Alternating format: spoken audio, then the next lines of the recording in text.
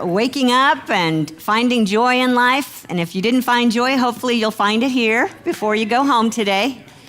Take it into your week this week. I'm Kitty Benson. If I haven't met you yet, I'm the minister here at Unity. And we're welcoming all of our friends that watch online with us from all over the country. Someday we'll hear someone calling or chiming in on our chat from somewhere across the pond, right? Yeah, we'll take it. So welcome to all of you.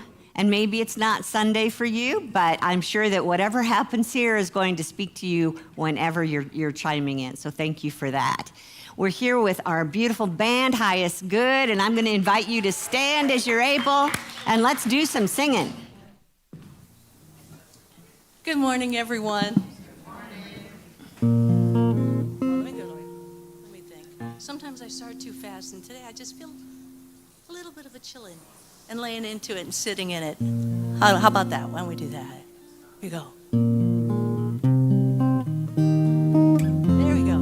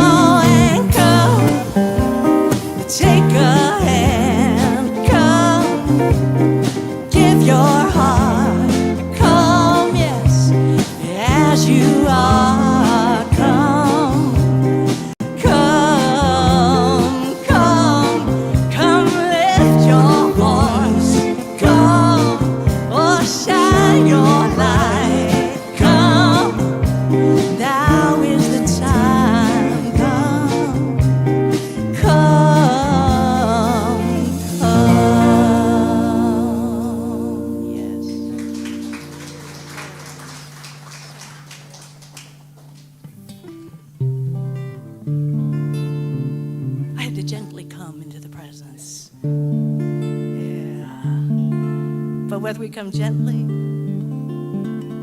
or running on all cylinders, we come and we know that we are free to express that which we truly are. Yes? Amen? Amen. Well, I'm sorry, Kitty. I'll leave the amening and the preaching to you.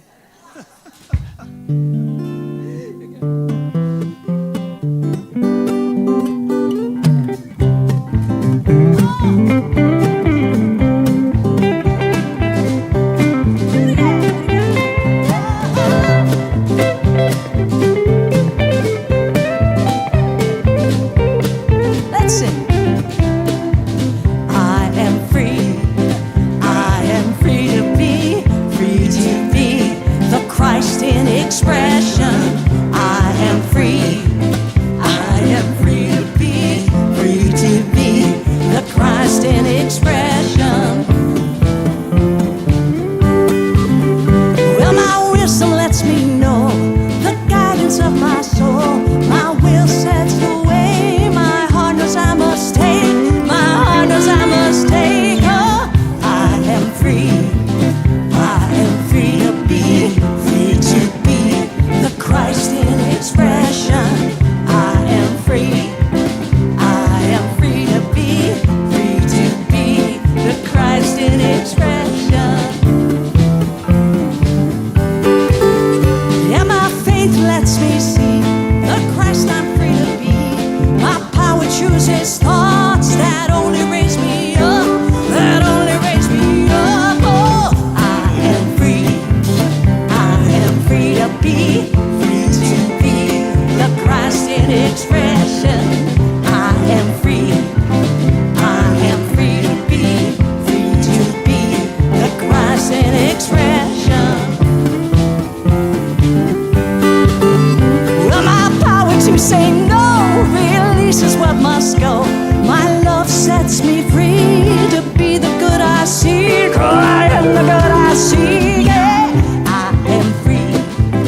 I am free to be the Christ in expression. I am free. I am free to be the Christ in expression.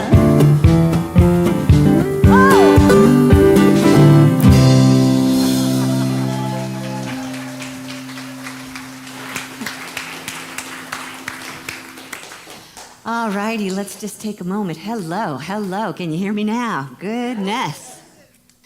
Yeah, let's just bring our attention in here to our heart space. Imagine that being the portal to our higher self, that Christ that's always dwelling, always willing to express fully and freely is the highest and the best that we are. So today, Spirit, we open our thoughts to the potential, the possibility, the infinite creativity and love, and give that part of ourselves a chance to shine and to lead the way so that we truly can be the Christ in expression. This is the truth of who we are, and now we let it be, and so it is. Amen. And will you help me speak our invocation? The words are up here to remind us. Together? There's only one presence and one power in the universe and in my life, the all-loving goodness of God. Thank you. You may be seated.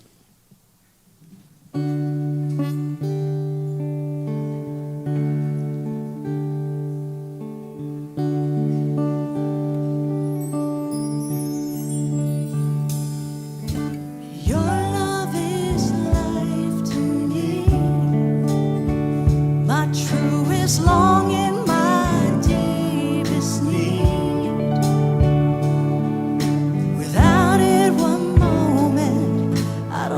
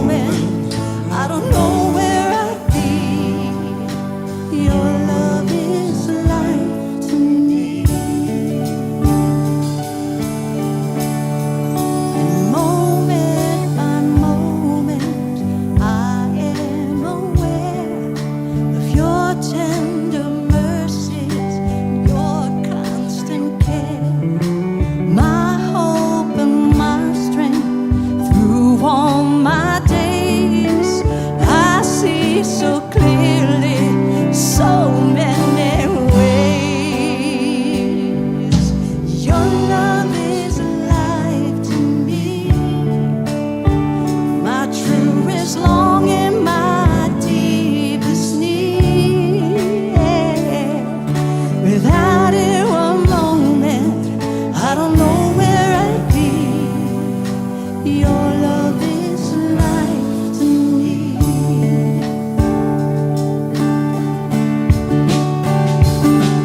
And your love is a river flowing to the sea. And the river runs forever, and it washes over me.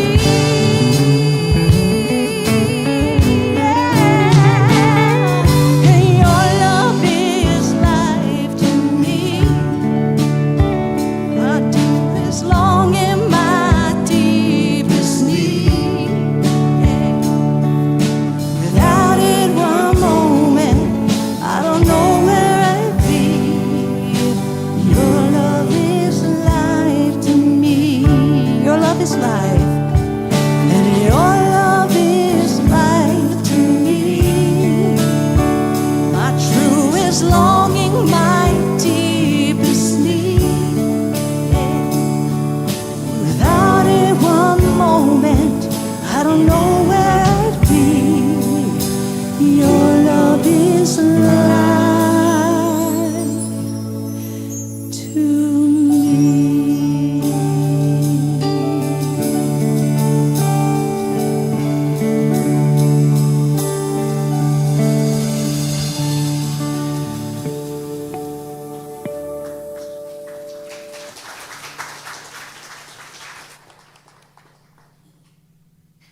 That takes me back to the old days. This is our 19th anniversary month. Yeah. And it's my birthday.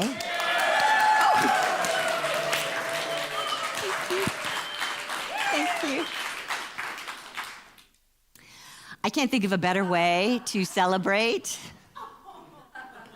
I chose this picture of this little girl because that was kind of what I look like. Little chubby thing. But, when it comes to my birthday, you probably all have fun ways that you like to celebrate. I like to be with you, and I like to be with my family, so I missed Christmas with them this year. I'm heading down there tomorrow just to spend a couple days with my siblings and reconnect. That'll feel good. And I also try, I'm not very good at doing this regularly, but I try on my birthday or around that time to kind of take stock of life and just see how I'm doing as far as, am I really taking advantage of life? Am I appreciating all that life has to offer me? And the older that I get, you're going to laugh at this, but the older that I get, the more grateful I become for my body. And if you knew me from that age, you would think that was absolutely insane because I was a fat kid. And as you can see, nothing has really changed, except that I'm not a kid. So for me to get to that point where I can appreciate my body is pretty extraordinary. And I want to talk about that today because I know that this is a challenge for some of us. Probably my first 30 years was not very focused, but I was very aware, let's put it that way. I was very aware of my body and its appearance and how it was being accepted by the world around me. And then when I got into my 30s and 40s, I just tried to pretend like my body was invisible. I just ignored it. I didn't even consider it a part of me. I just went on focusing on the things that mattered to me and tried to forget that I had a body until I got into my 50s. And then for some reason, I really started to realize the gifts that it was offering me. and that it was time to really pay attention to that. So I did a little research and discovered I'm not alone. And these experiences, maybe you understand this, but today, only 19% of American women accept their body and basically receive it and its overall appearance as either neutral or well-liked. Now go back to when you're 13. Our 13-year-olds today in America, 13-year-old girls especially, there are over half of them that are unhappy with their body. Over half, 13-year-olds. Then when you go to the 17-year-olds, 8 out of 10 are unhappy with their bodies. Yikes. Right. So when they get to that stage, they start managing this issue by shifting into a lower self-esteem, a belief about themselves. And this isn't just for the girls. This is for the boys as well. There's lower self-esteem. There's the, the dysfunctions like disordered eating that might take over. There's that feeling of depression that might come on. And this does not have to do with just weight. It could be the way that the face looks, the color of the skin, all kinds of things that we present to the world, we have difficulty with. And for the girls especially, their pressure is about being thinner and prettier. And for the guys, it's more about being taller, leaner, and more muscular. Okay, so that's the pressure that our kids are under. And again, some of the ways that we end up dealing with that are compulsive exercising. Yeah, compulsive exercising or binge eating or substance use. And then we carry those habits into adulthood. Just becomes part of our way of life, of managing this part of us that we are having difficulty with. Now, let's compound the pressure through social media. I mean, I'm hearing these days, they're doing enough studies and concerned about the effect of social media, especially on kids, that it's something that can lead to suicide. It's that influential in people's lives.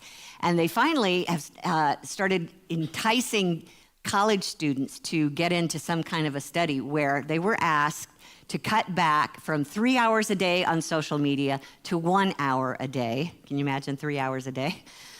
3 hours a day down to 1 hour a day. And within 4 weeks, they noticed a drastic improvement about how they viewed their appearance. 3 hours down to 1 hour. So we got to this place where, in my opinion, human beings see that their physical attributes determine how attractive they are to the world. Not their heart, not their thinking abilities or speaking abilities maybe, but definitely it's about the physical attributes that determine whether they're going to be accepted or not. So do you relate with that? Yeah, and at this point, I just had to start wondering, what would we be like with each other on the attraction level if we couldn't see?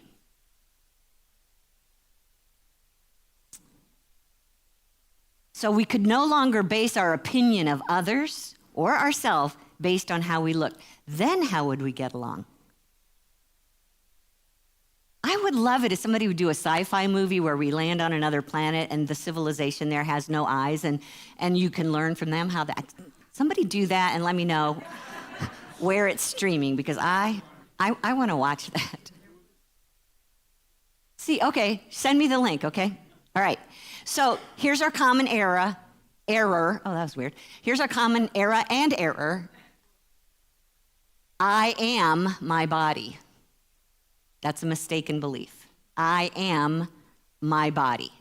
So the truth is, my beloveds, you and I live in bodies. We have bodies. We carry our bodies around with us, but we are not our bodies. And this is so important if we ever want to get ahead of this game, is to recognize that the body is not us. And technically, the body's appearance really has no power over our self-worth, our value, our lovability. Here to me is the number one. Okay, let me back up a minute. It doesn't matter whether you walk with a limp. It doesn't matter your height or your weight, or whether you have hair or you don't have hair, whether you have freckles, what color your skin is. It doesn't matter what your facial features look like, how big your nose is. None of those things can determine how valuable you are. There's only one thing I can throw in here that can determine that, and that is your belief about those things, your belief about your physical qualities. And we start learning at a very early age what those beliefs are because we listen to other people's stories. And we listen to other people's stories about us. And we take those stories in and we repeat them over and over until they embed in the subconscious. And then the subconscious starts to build on that. That's its job. It's its job to outpicture what we believe. So our stories come to life in our bodies. Hear that. The stories we're telling ourselves about ourselves come to life first and foremost in your physical bodies, because that is the way it was designed. To listen, to take in, to believe, to build. Yeah. And I'm guessing any one of us could go back to the early stories in our life and think of one story where someone said something to you about you, whether it was your weight or your height or whatever of your body, that did not feel good. Can anyone remember one of those stories? Yeah. Be honest, raise your hand if you can remember. Okay, now look around the room, hold your hands up, because pretty much everyone's got their hand up. And I want you to notice that's the subconscious doing its job. It's stored those stories, and its job is to keep protecting you so that if there's some other instigation of a story coming at you, you bring up the result of that first story and you start to protect yourself. That's its job. So we start to move into an attitude of comparing to protect ourselves. We just keep our eyes open and keep subtly comparing. How do I look compared to them? How am I behaving compared to them? How am I accepted compared to them? And if necessary, we start competing to get better. I remember there's a movie, what was it? Something with Barbara Streisand. Mirror Has Two Faces, and I think it was her sister that was all about the body. And she said, at some point, you're going to get to the place where you go into a restaurant and you realize you are no longer the most beautiful person in the room. And that was a big, huge thing. So that's maybe one of our stories, is how do I compare to others? But we end up either competing and never relaxing because we're always competing, or we just give up competing right off the bat because there is no way we're going to get ahead of that, whatever it is we're seeing, and we just give up. We go into hopeless mode. So what if we recognize we've been adopting our physical image and what's going on the outside of us as ourself, one and the same? That's probably what most of us have been doing. And so therefore, the main driving thought is, I am only as acceptable as my body is. Just think about that. Does that sound familiar? Now, when we get to that place, that affects, you can't believe how many things it affects. You know, these stories that we tell ourselves, it could be about weight, it could be about other things, but let's just say every mealtime becomes a storytelling time in your head. Should I be eating this? Should I be eating something else? Should I be eating this much? Am I going to be in trouble for eating this? Will someone else think badly of me because I'm eating this? Yeah? Or it could be, will I ever get into a relationship with that person because of how I look? What do I have to do to get them to look at me? What do I have to change about myself to get them to look at me? Will I ever have the joy of being married and having kids? And if I have kids, will they ever love me, or will they not be proud of me because of how my body looks? And then it's about careers, you know, which career you choose to go after because of something on the outside of yourself. I can tell you that when I was in college, I had advisors that were trying to talk me into becoming another Diane Sawyer. I was majoring in broadcasting, and I'd won awards in newscasting, and it was time to go out and start my career. And I said, no, I'm leaving college early to go get married and move to the West Coast. And they said, no, I think you should do this. And as soon as they said television, in my head, I shut it down. No way is this body going to be accepted on television. I didn't even think about trying it. And then I had other people saying, you are a singer. You need to be out there having a singing career. Why did you stop singing? And I'm thinking, no way is this body going to be a success with, the size of it or the way that it looks as a singer. That's just not acceptable in our country. So these are the kind of things that can interfere with living life because of the stories we've told ourselves or heard and believed and started living from. Does this make sense to anybody but me? Okay. Yeah. All right. So you all have your own story. May not be your body, it may be something else, but it's still a story that we're telling ourselves. And today, because it's my birthday, we're going to talk about bodies, all right? Hey, I don't know if you saw my post on Facebook to talk about today, but I never thought in a million years that I would be standing up on a stage literally drawing your attention to my body. And all of you watching online too. Yeah. So, and you know what? I know that. I know that. And what I want to hear and know is that when people say you're beautiful, Kitty, it has nothing to do with my body. Yeah, that's where I want to be most of the time. So I'm here today to help us learn how to practice sacred self-acceptance. Sacred self-acceptance. And part of this means learning to understand, or maybe it's time to just create a new relationship between the body and our spirit. It's time to get clear on who is who. You know, I've heard more than one person who has died, left the body, and come back to tell their story. That when they got out of the body and they looked back on it, it had no meaning to them. It was like they didn't care about it. It was nothing that they went off thinking, I'm so sad. I'm so sad that you had to go through that. It was just like, oh, yeah, there's that. And then now, hey, what's out here? Okay, well, guess what? Hey, what's out here can actually be happening in here. Okay? And you're in charge of that. You, the spirit, is in charge of that. Now, you live there with an ego, part of the human. So this is the challenge, isn't it? This is the challenge, to get the ego, the personality, to take a back seat and let the spirit be the driver of our life and tell us how to relate to this body.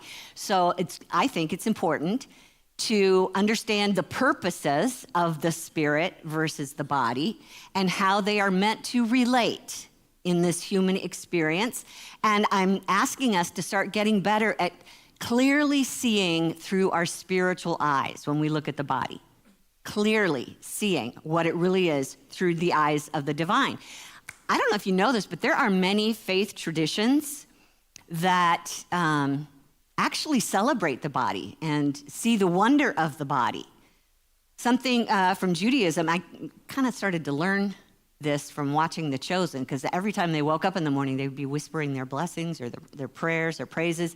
And there's one in particular up here on the screen called the Asher Yatzar that says, "Blessed are you, Lord our God, King of the universe, who formed man in wisdom and created within him many openings and many cavities. It's revealed and known before the throne of your glory that if but one of them were to be blocked or one of them to be opened, it would be impossible to exist and to stand before you. Blessed are you, Lord, who heals all flesh and acts wondrously." They actually say that either as a morning prayer or after they've come out of the bathroom. They're looking at just the smallest, most minute parts of the body, seeing the glory of it and blessing it. Now, the Buddhists think of the body as a practice for mindfulness.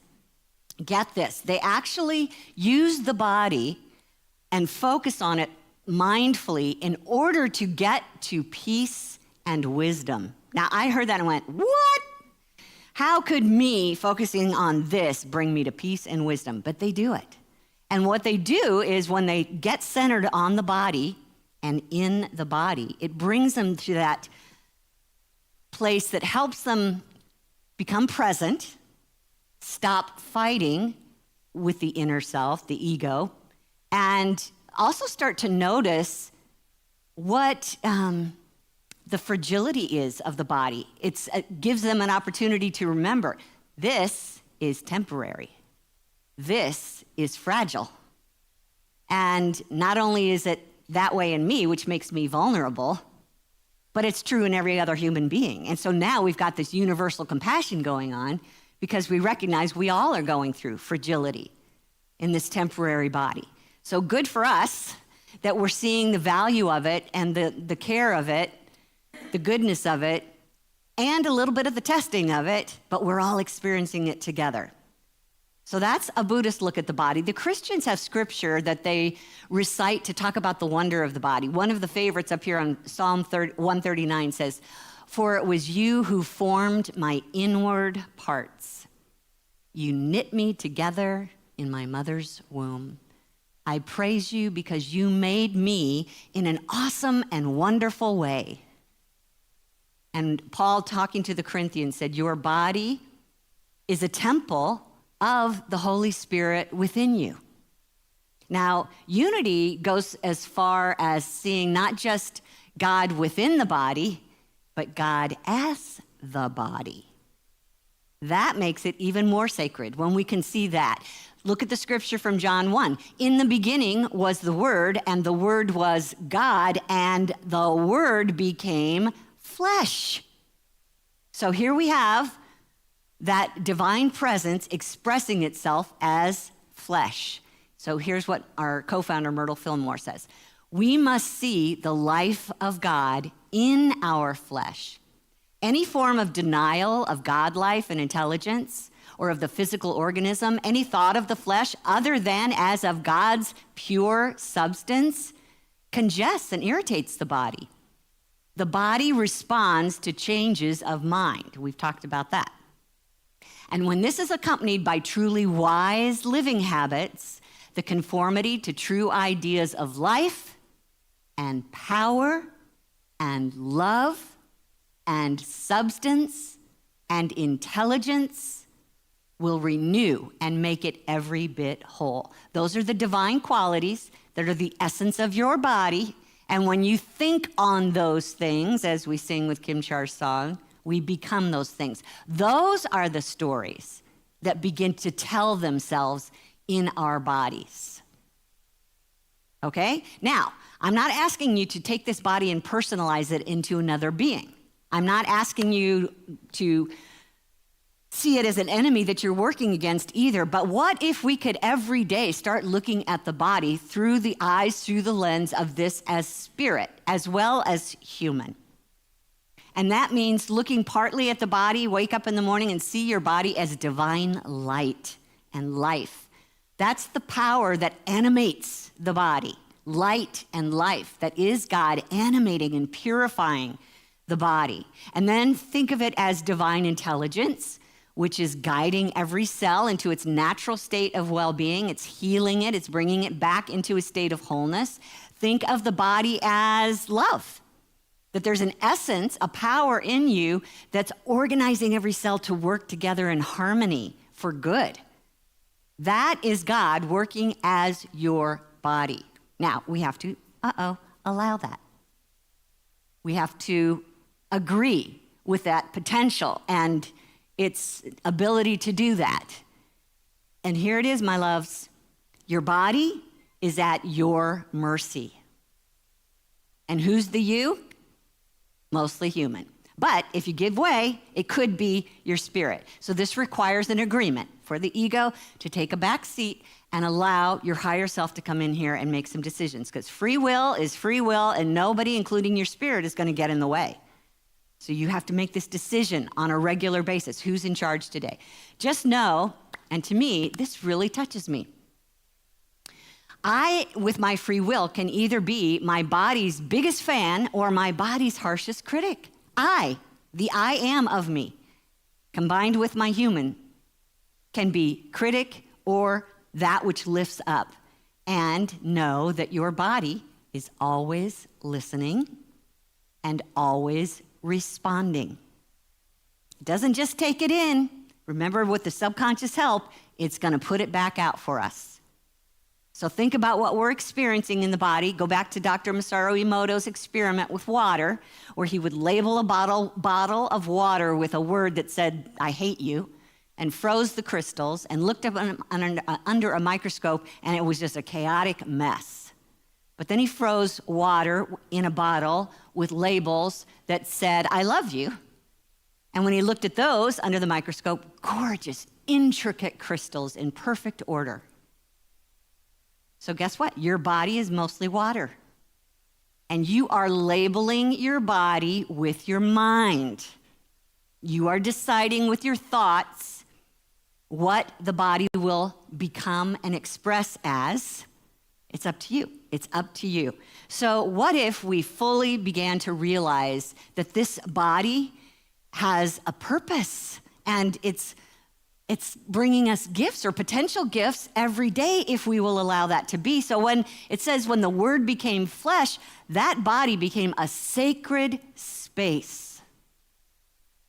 It is right this moment, a sacred space to house spirit and allow spirit to fulfill its mission. And its mission is to come here through this physical experience and grow and evolve in ways that it couldn't do in the spiritual dimension. But turn the coin over, it's also an opportunity for the body, the human of you, to know God, to experience God. Who here can say they've experienced God in their body? Somebody shout out what that was about. What did that feel like? Or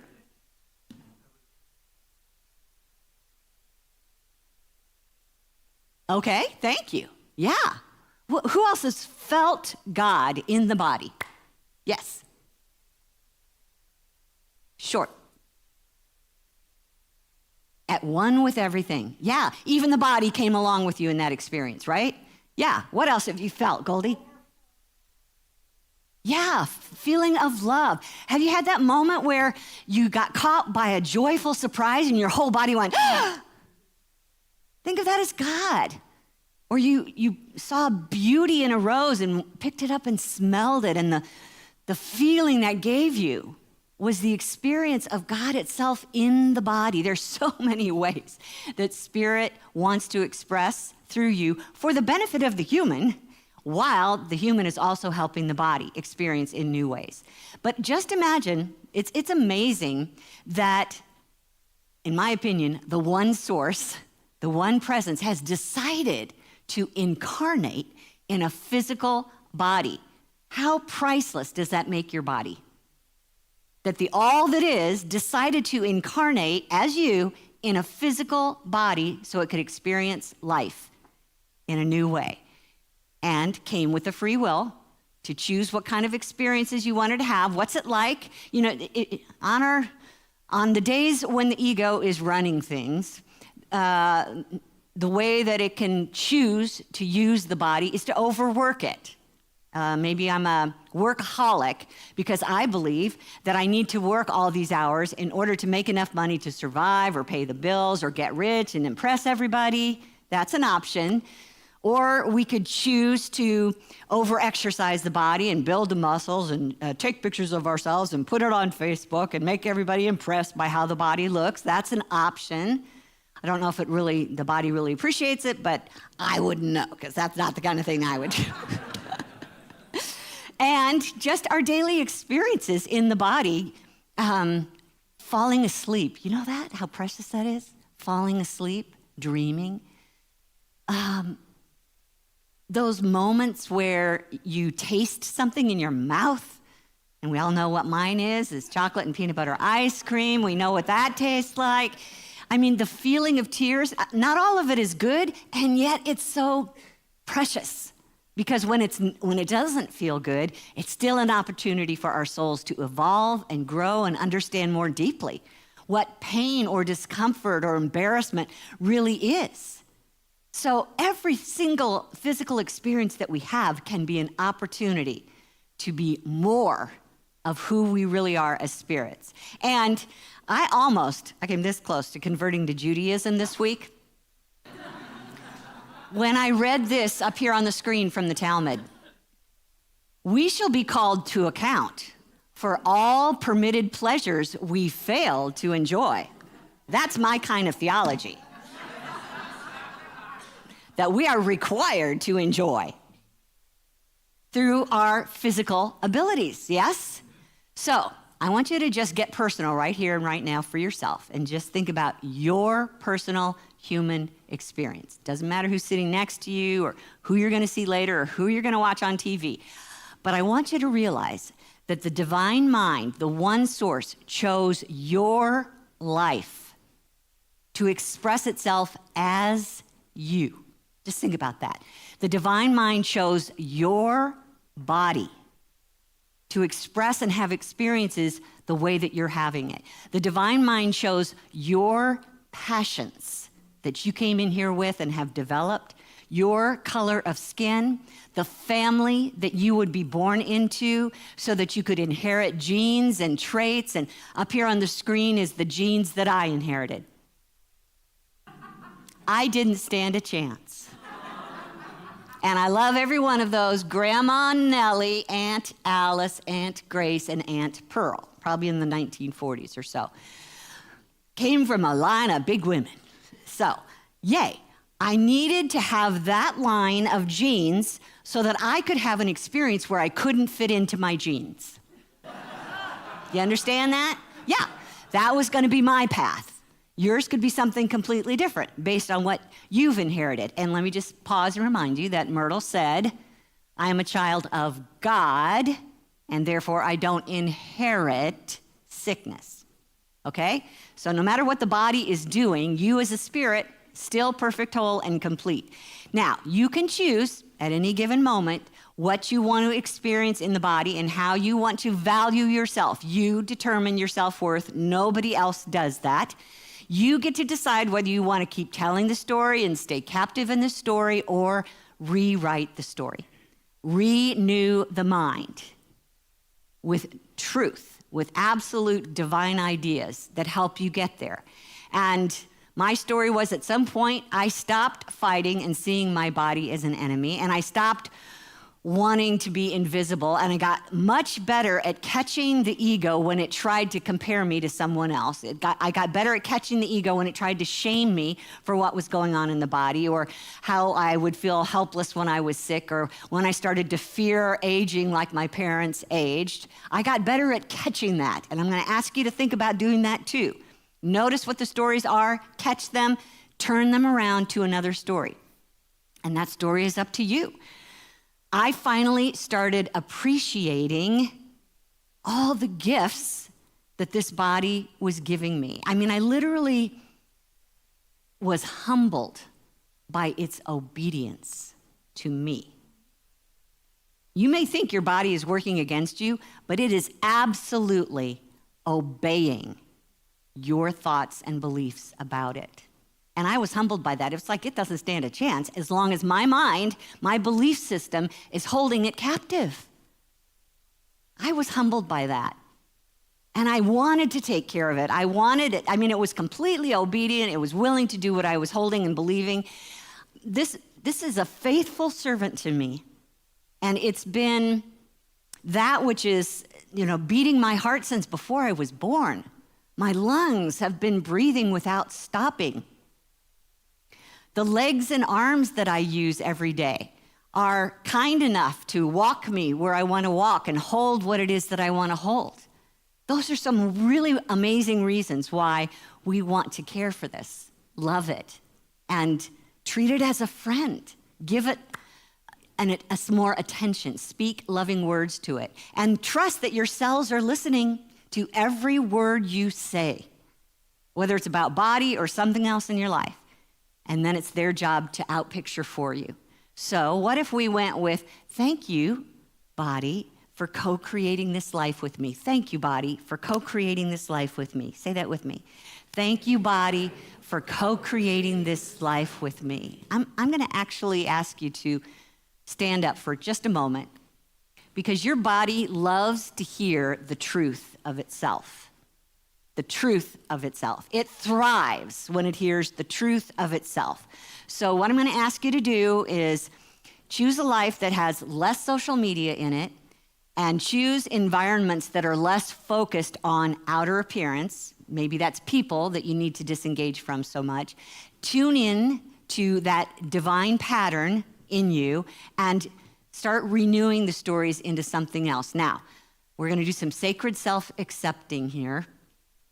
And as you're standing here, I want you to realize your body allowed you or helped you to get up, but yourself told your body to get up. Do you see the difference? So there's you making decisions, and it's your body responding. So just recognize the two of you. Now just close your eyes here for a minute and hold the idea, I am a spiritual being. I am an expression of God. I designed this human experience. I'm grateful for the cooperation of this physical body. Just feel that for a moment. And now open your eyes. And we're going to make some statements to help renew the mind and tell new stories up here on the screen. Notice that what we're affirming here is ourself and the body, two different things, okay? So let's hear what these stories are together. I am worthy just as I am, and so is my body.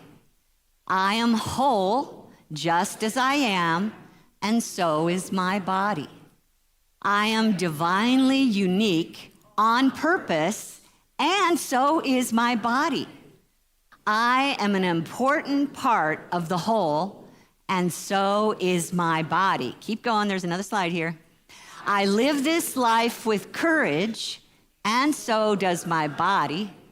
I surrender all comparison to divine love, and I go free. I accept myself and my body with love, just as I am. Good job. Have a seat. Let's take this into meditation.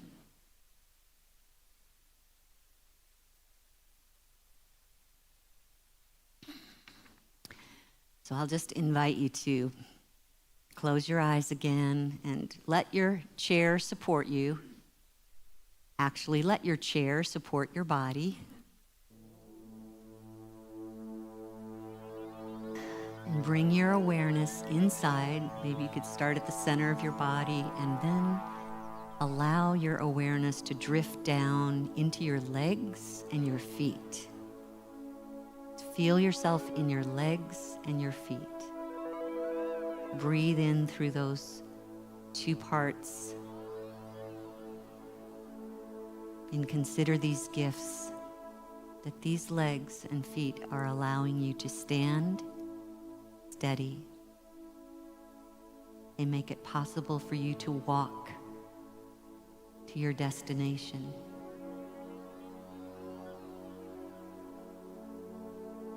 Allow your heart to feel love and gratitude for your feet and legs.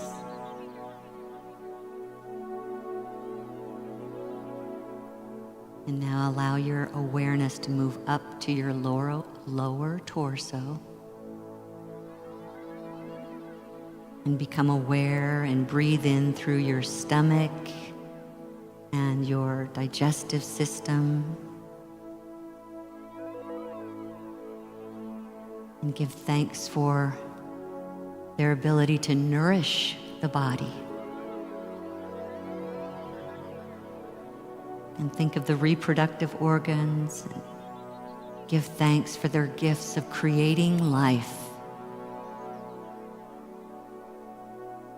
And love and gratitude to your lower torso.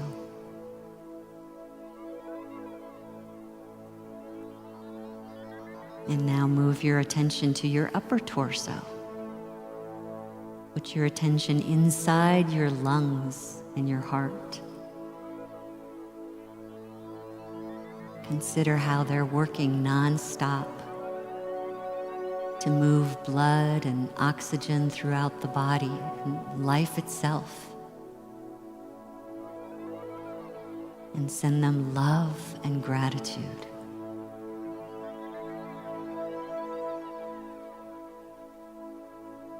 And allow your attention to move up into your shoulders and down through your arms and hands and fingers. Breathe in through those limbs. Think of the gifts that your arms allow to be able to carry and hold and hug. Think of the gifts that your hands offer. Be able to touch, to write, to communicate, to create and soothe and give and receive.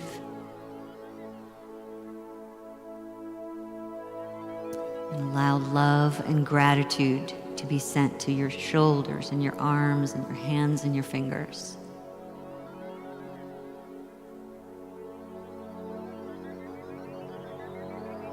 And allow your thoughts to move up into your neck and then into your head, and become aware of your brain, your eyes, your ears, your nose and your mouth.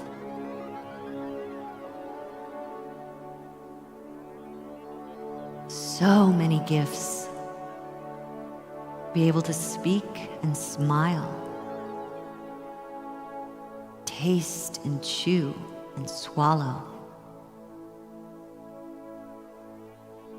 To be able to smell and breathe. To find balance and be able to hear. To see, to cry, to sleep. The gift of thinking and dreaming and those automatic body functions. So many gifts. Take a moment to send love and gratitude to your neck and everything in your head.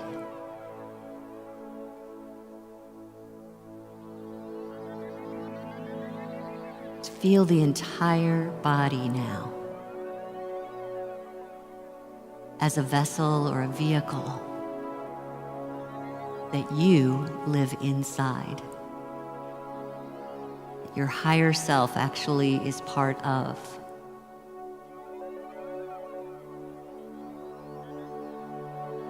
This is a cooperative venture here on planet Earth.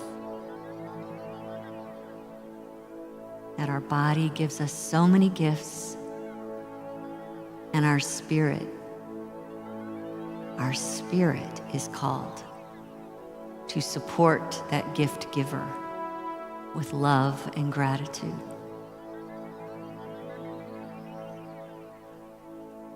Thank you, body, for your faithful support. Thank you, body, for allowing me to have this precious and powerful human experience.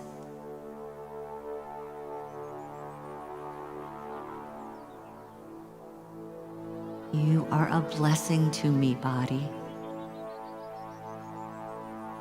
and I bless you. Together, we share this life experience as the truth of who we are.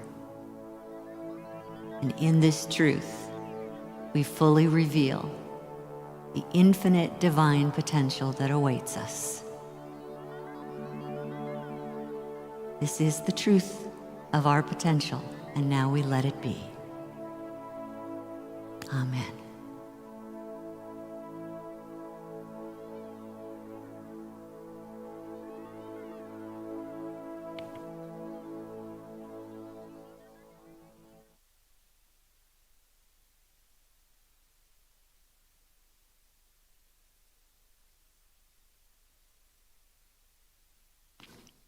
May there be sacred self-acceptance within you. Oh, I just got a picture of Gordon in spirit going. That was fun. So, one other thing I wanted to mention, which you'll hear a little bit more about in the announcements, but not necessarily along this same line, but we will be hosting this coming Saturday an opportunity to give gifts to women who have had a hard life. And I'm sure that part of it can be attributed to how they see themselves, how they view themselves. So this is a chance for each one of us to support them with some physical necessities that the Sisters in Spirit group will provide. You just come in with a purse, a new one, and help fill them up. And we'll have some tea and cookies, and we'll be writing them a letter of encouragement that will go in the purses. So I'm really hoping that as many of you come as possible. It starts this Saturday at 9:30. $10 will help us pay for the inserts and then bring a purse. And let's just see if we can't help spread this sacred self-acceptance in whatever way we can. It's a material way for sure, but it's your note that will really make a difference. So I hope you can join us for that. Here's a time in our service we share love through our offerings, our tithes and love offerings, and we're just grateful for those of you who find good in your experience here at Unity, and your gifts are what helps us share it not just with you, but all those who are yet to come, all those watching on the live stream. And guess what? If you're watching on the live stream, we're depending on your gifts as well. So you can just go to our website at unityinnaperville.org to donate. Or if you like to send checks, you can mail it to our P.O. Box 9733 in Naperville. The zip is 60567. And I'm going to invite our ushers to come forward, and let's open our hearts to sing a little bit while we're giving. Thank you.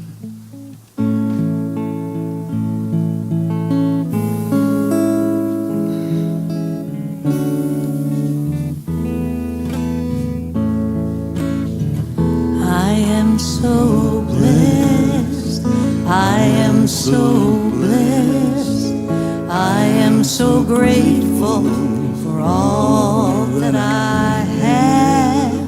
I am so blessed, I am so blessed, I am so grateful, I am so blessed, I am so blessed, I am so blessed, I am so grateful for all that I have. I am so blessed, I am so blessed, I am so grateful, I am so blessed, I am so grateful, I am so blessed, I am so grateful, I am so blessed.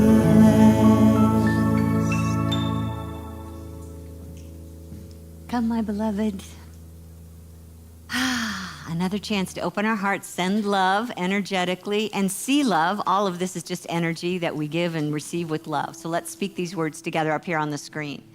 Divine love through me blesses and multiplies all that I have, all that I give, all that I receive, and I am grateful. Thank you, Bill.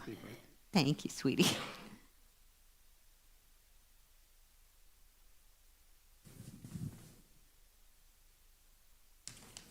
Good morning. I'm Beth, and I'm here to share your announcements today. If you're joining us for the first time, welcome. We're glad you're here. Please complete the orange registration card at the welcome table, or it's in the packets that you can receive, and leave it at the information desk, and we'll keep you posted about upcoming events. Virtual newcomers can sign up for the weekly e-news at unityinnaperville.org. So with Earth Day approaching, today after the service, we're going to have a trash pickup. The north side of our parking lot along the Prairie Path is kind of a mess. So look for Jake and I. We have a couple extra pairs of gloves. We'll have garbage bags. We have a couple of grabber things. So join us. It won't take long if we have a few people helping out. And the more we have, the more of the Prairie Path we can cover.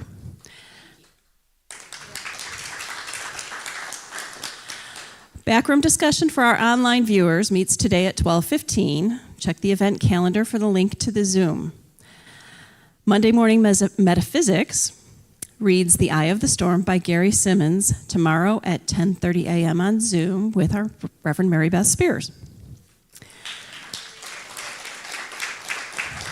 The Mugs, the Men's Unity Group, meets tomorrow at 6:30 at Unity here and online. Save your styrofoam. So also for Earth Week, we'll be collecting it for recycling. So you can bring it in the next today and the next 2 Sundays, and we'll keep it in the electrical closet over here. And we'll take it over to Dark for recycling. Personality Party, which Kitty was discussing, is Saturday, April 18th at 9:30, supporting women in need. Bring a new purse, like $15 to $20 worth, and registration is $10 online or at the information table. Sisters in Spirit Book Club meets next Monday, April 20th at 6:30 at Unity or online by request. For details or special instructions on all our events, please read the event calendar at unityandnaperville.org. or see the e-news on Tuesdays. Our prayer chaplain today is Sharon. She's available to pray with you in the prayer room after the service, or you can email your name and address to prayer@unityandnaperville.org, and a chaplain will call you by 1 p.m. today.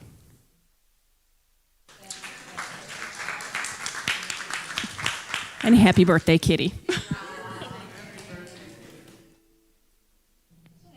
Stand as you're able for a closing song. Beautiful song by our friend Summer Osborne. We'll sing the chorus together. I am here, I am whole as I am, and I am saved.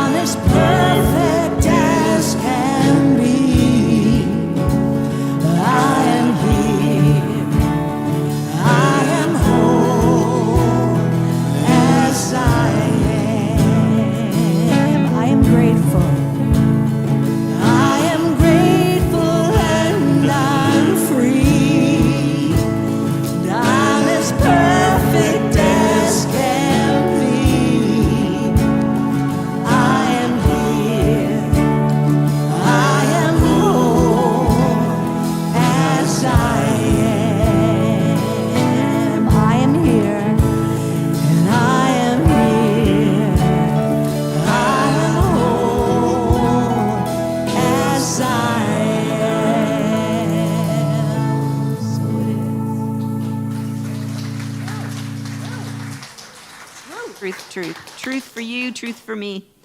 So here's our closing affirmation together. Let's say these words.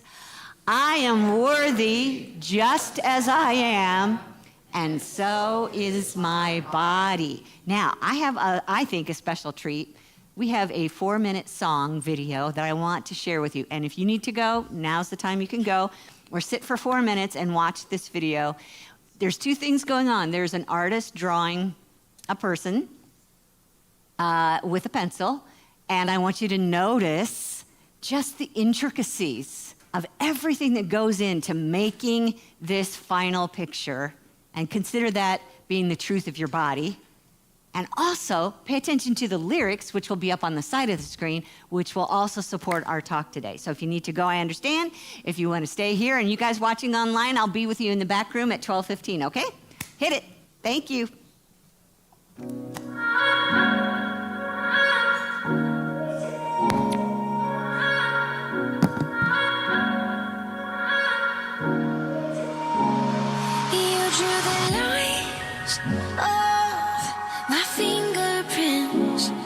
I'm the design, you're the artisan.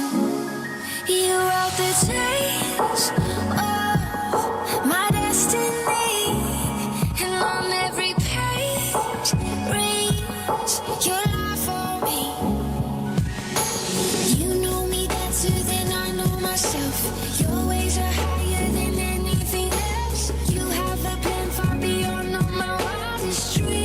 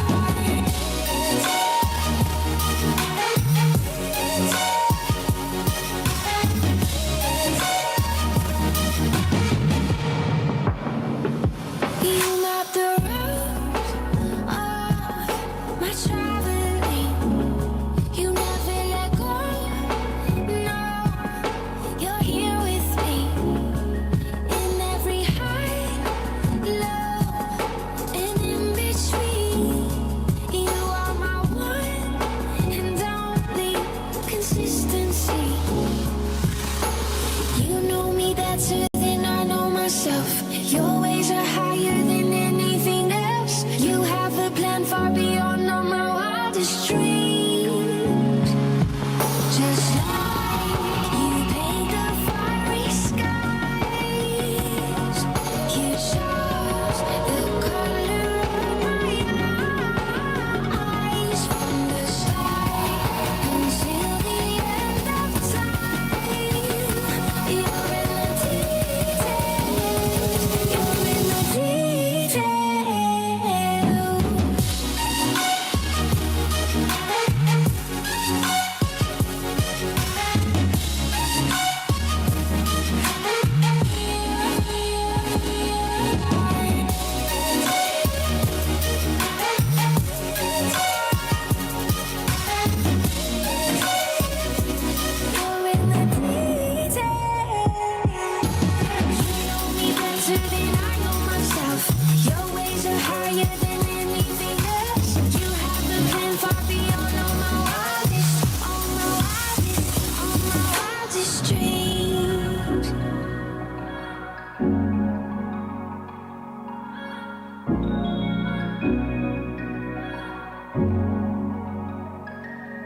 You say the moon to pull the tides. You speak and move this heart of mine. From the start until the end of time, you're in the deep